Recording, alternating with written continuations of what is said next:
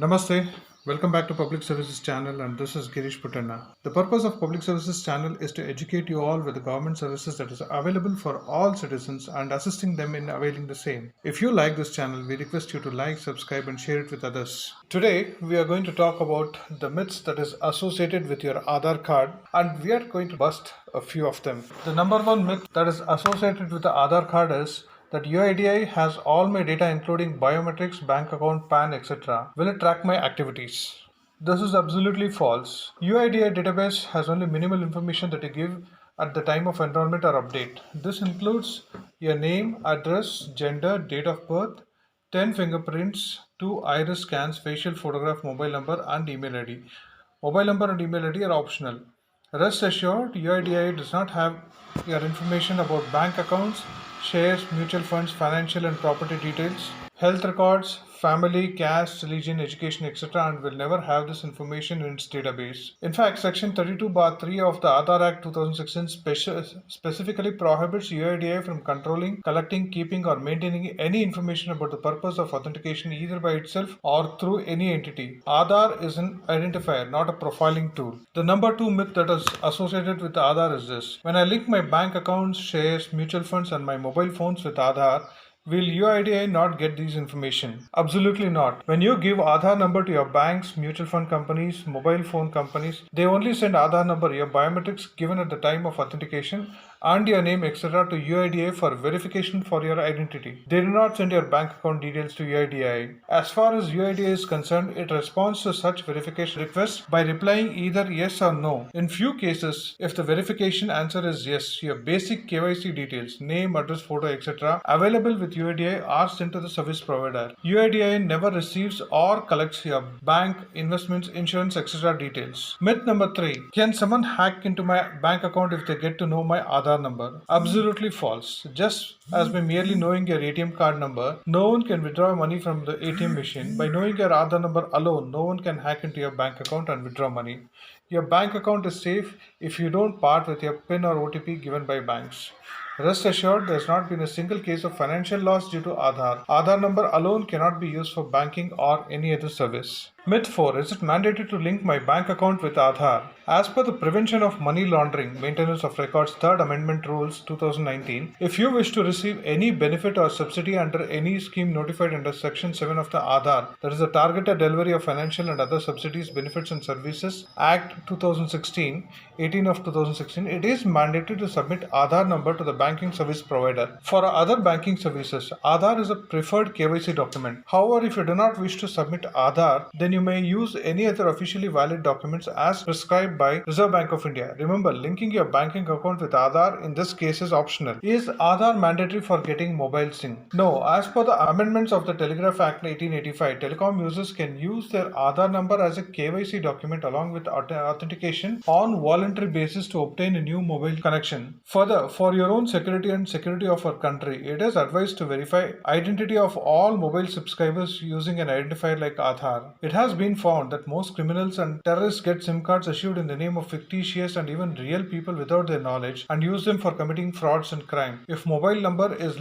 verified and linked with Aadhaar, the fraudsters, criminals, terrorists or money launderers using such disposable mobiles can be easily identified and punished in accordance with law. Myth 6. Can the mobile company store my biometrics taken at the time of SIM verification and use it for other purposes later?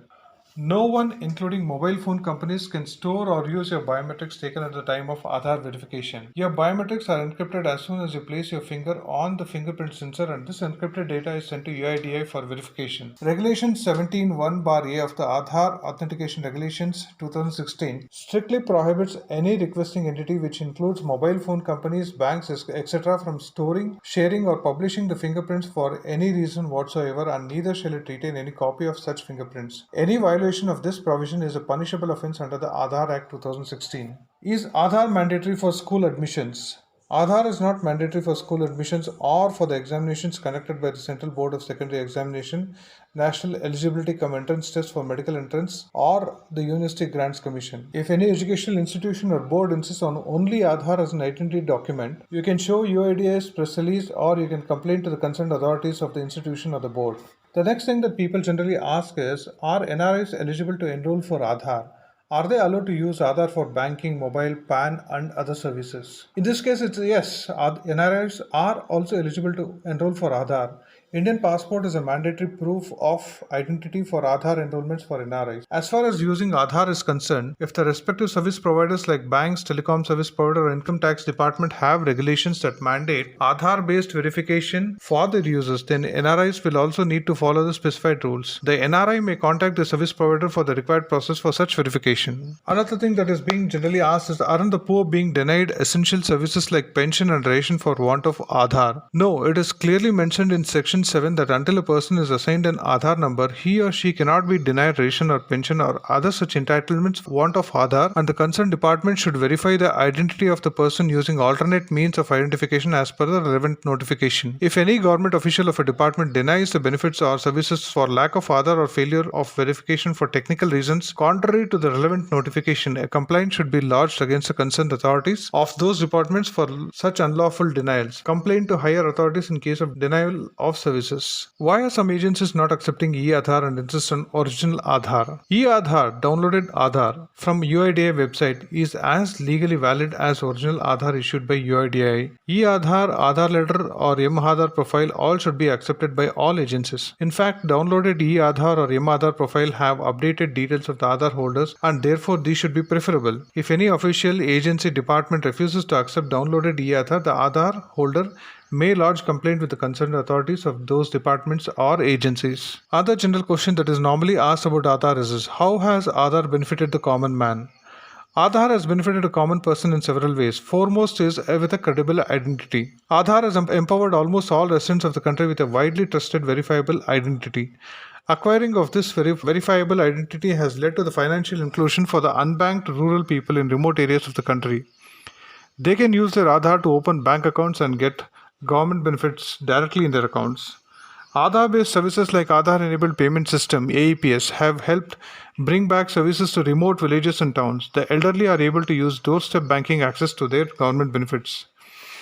With a portable identity like Aadhaar, people now have a means to prove their identity for jobs, travel and services like bank accounts, gas connections, mobile SIMs, etc. This has led to social inclusion for the migration population in the country. With Aadhaar-based e-KYC, many service providers have been able to achieve paperless user verification and instant services.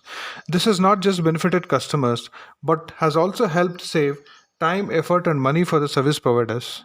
All this and more with just a 12-digit identification number that has nothing more than verifying your identity. All this and more with just a 12-digit identification number that does nothing more than verifying your identity. Lastly, we keep hearing in media that Aadhaar was breached. This is one of the general questions that's normally asked. Data of all Aadhaar holders is safe and secure in the Central Identities Data Repository (CIDR) of UIDAI. Aadhaar database in CIDR has never been breached in all these years of its existence. Some organizations, in order to follow transparency protocols, had published their beneficiary data on their websites, which included Aadhaar details. UIDAI has taken appropriate steps to get this removed and has also sensitized all related organizations and agencies in the matter. UIDAI is constantly working closely with all user agencies to enhance data security measures when it comes to sensitive user details like Aadhaar. UIDAI uses advanced security technologies to keep your data safe and keeps upgrading them to meet emerging security threats and challenges. With this, I hope we have been able to answer some of the common doubts that have been raised about Aadhaar. We have been able to bust some of the myths that is prevailing about Aadhaar. Thanks for watching our video, and the information provided here I hope will be useful to all of you. If you find this channel useful, we request you to like, subscribe and share it with others. Dhanyavad.